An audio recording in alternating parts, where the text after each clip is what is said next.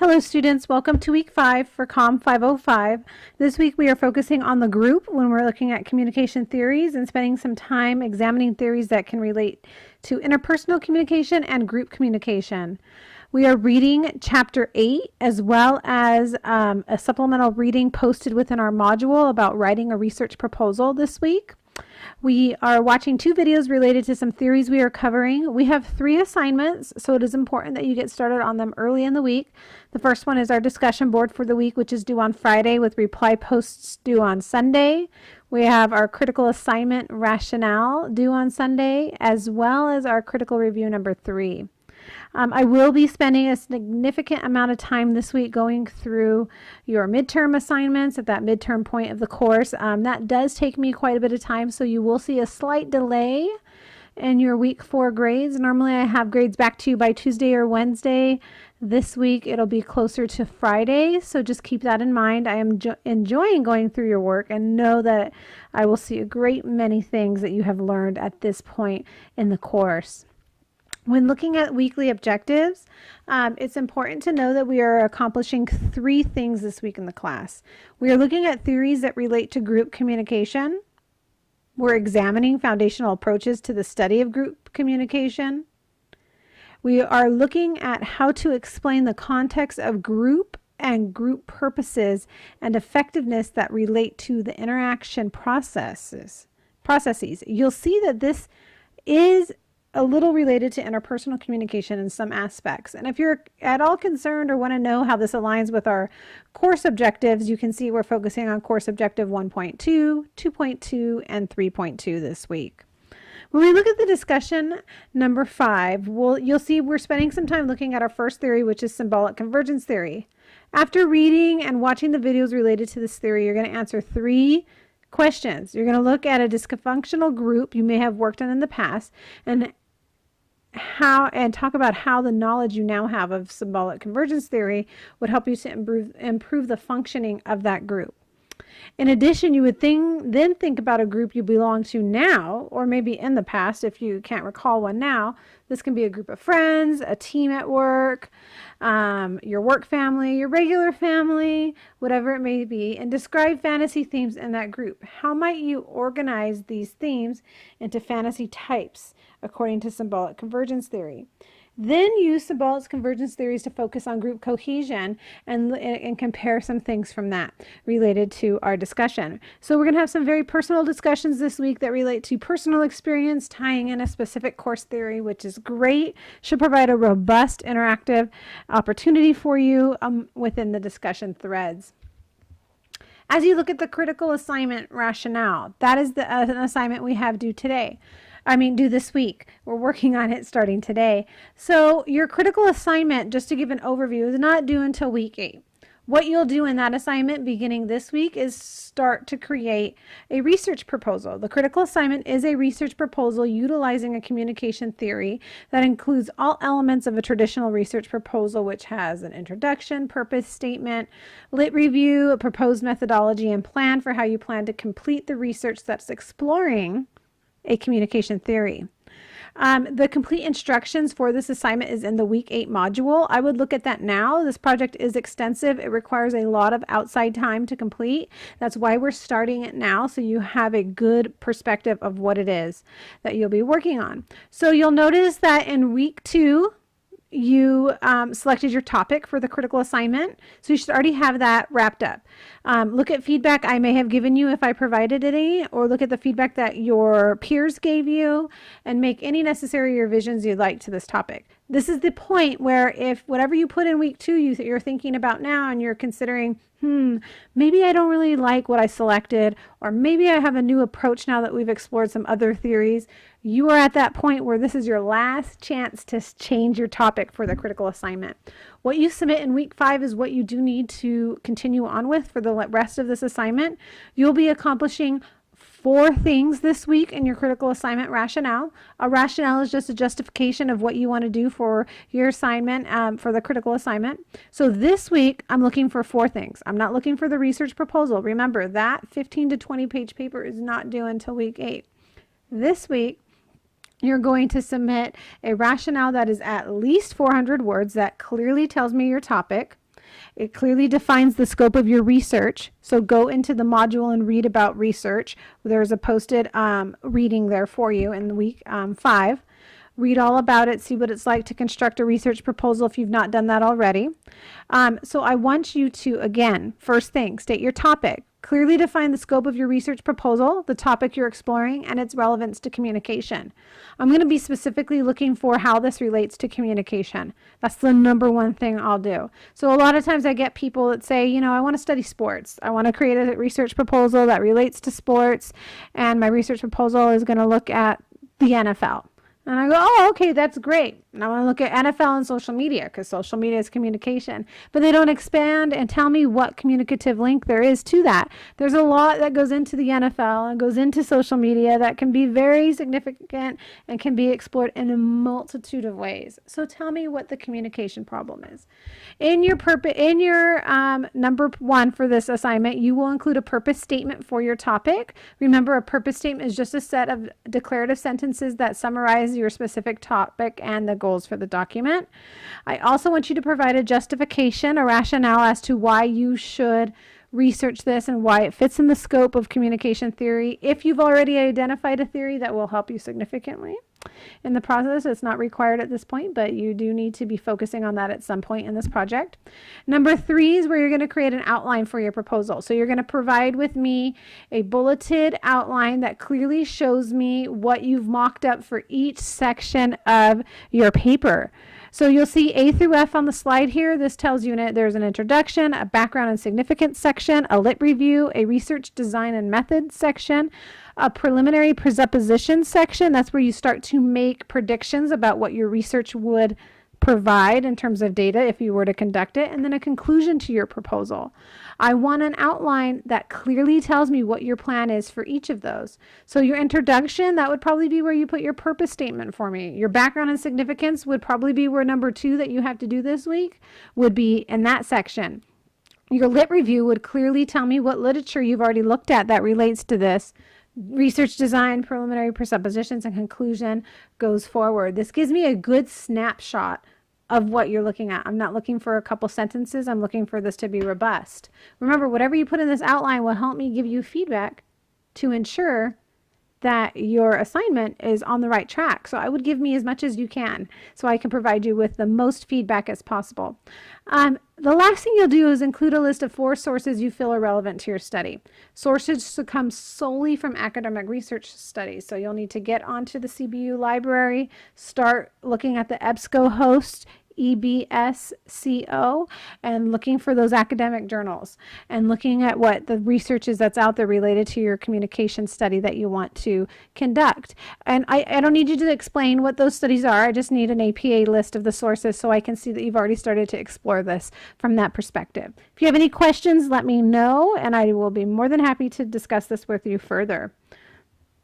Critical review number 3. It's going to take place this week, and it's going to move pretty smoothly because it's going to be in the same fashion as critical review number 1 and number 2. You're just picking a new theory to research this week. That's it. It's a new one to look at and expand upon and write a 3-page paper on. Remember, it has to be at least 3 full pages in APA format with a cover page and an abstract. If you're at all confused as to what is expected of you in this assignment, I would go back to the Critical 1 review lecture, which happened a couple weeks ago, and rewatch that. I give explicit instructions on that, or send me an email.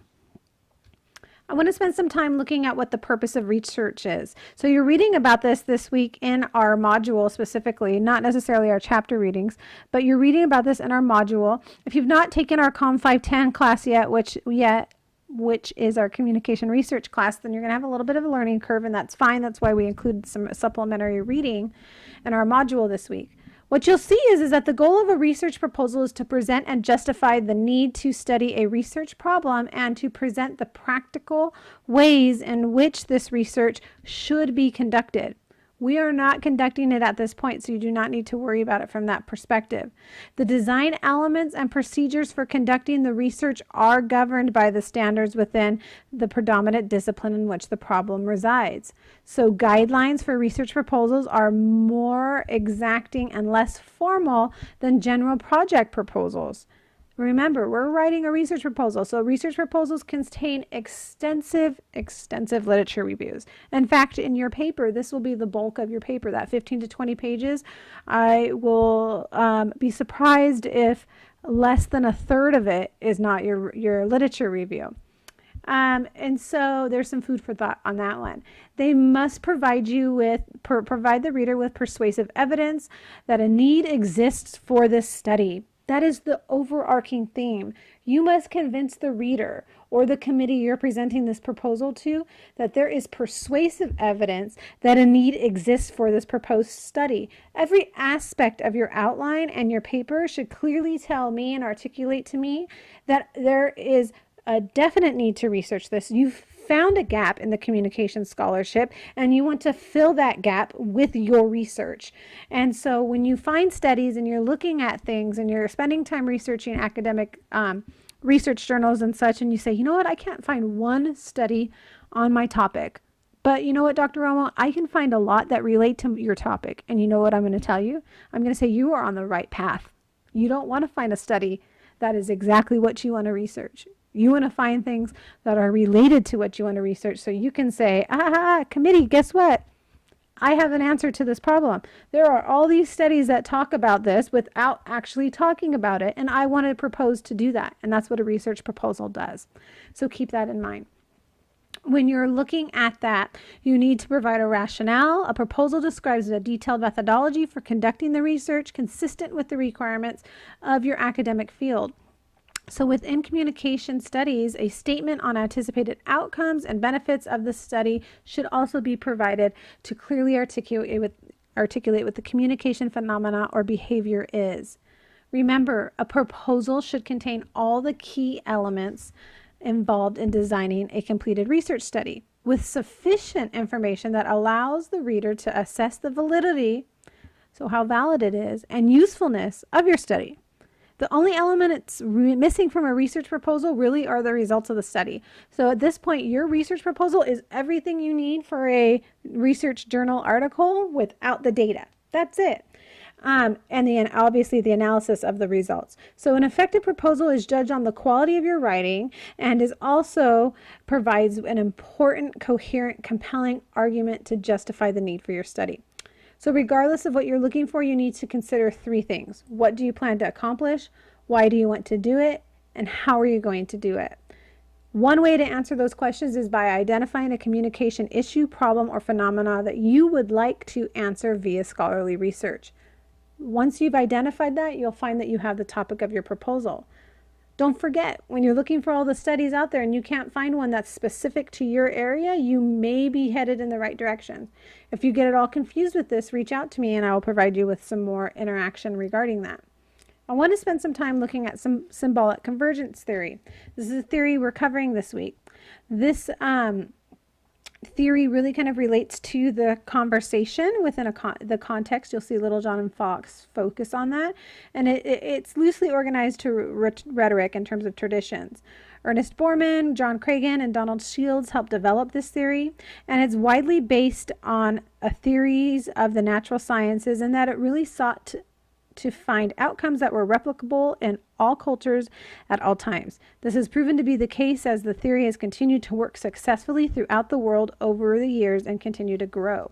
Specifically, it deals with how individuals and groups come to a shared reality through communication.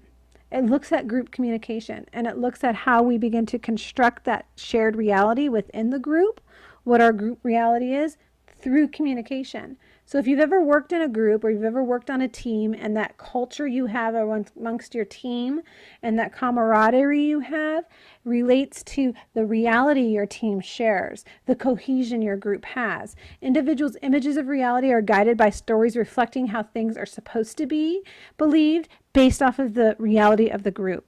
Individual images of reality are guided by stories, reflections of how things are believed to be. These stories or fantasy themes are created in symbolic interaction within small groups. They chain out from person to person and group to group to create a shared worldview. In essence, then conversations create and sustain shared narratives for a group that constitutes their reality.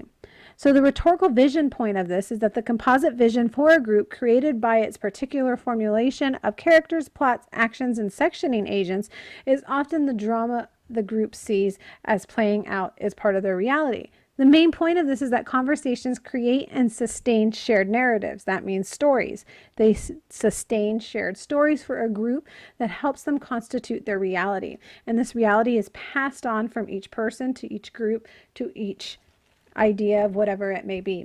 So I wanted to point that out in just layman's term to kind of help you understand that. So when you go through the reading and you watch the videos and you see it, you can see that symbolic convergence is very, very, very paramount and powerful into how groups interact and how they become cohesive and bonded together. When we're looking at groupthink, we want to see that it's related to the socio-psychological tradition. It's in the context of the group. It was developed by Janis in 1972. It's really a phenomenon that occurs throughout group communication. It has loose ties to psychology as well. What it's found is that when a group of people have a desire for harmony or conformity in the group, there results in some type of irrational or dysfunctional decision-making outcome. Group members will typically try to minimize conflict and reach a consensus about a decision without critical evaluation of alternative viewpoints, or by actively suppressing their dissenting viewpoints and or thereby isolating themselves from outside influences. In a long way of saying this, it's saying simply groupthink means that people will conform to the majority thought of a group and not express their true opinion if it's dissenting or it's in contrary to what the majority is, for fear of being pushed out of the group. So we get this groupthink mentality. We see this happen a lot in politics. We see this happen a lot in social movements, regardless of what side of the coin you are on, whatever it may be related to those topics. But you'll see that there are a core group of people that really have a solid understanding of whatever that social movement cause may be or whatever that political position may be. They have a true understanding of what it is. And then there's a lot of people on the outside that get on the bandwagon that really have no true idea or critically think about what that topic may be, but are going with it because they want to be accepted into the group. That's what groupthink is. Group members do try to minimize critical evaluation. Groupthink requires individuals to avoid raising controversial issues or alternative solutions. And there is typically a loss of individual creativity within the group as well as independent thinking. This is really an idea of dysfunctional group dynamics is what it finds. It tells us that groupthink can produce actions that are against the outgroup, and that group cohesiveness and faulty group structure can create a really dicey decision-making process within the group.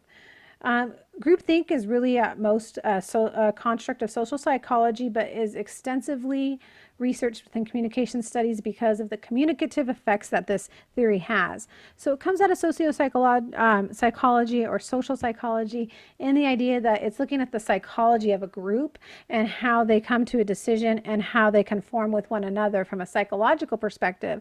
Communication scholars look at this to see how groups communicate and how groups reach a majority consensus and when people are more likely to speak up or not based off of their acceptance into the group or not. So they're looking at the communicative perspectives. It's very, very, very, very interesting.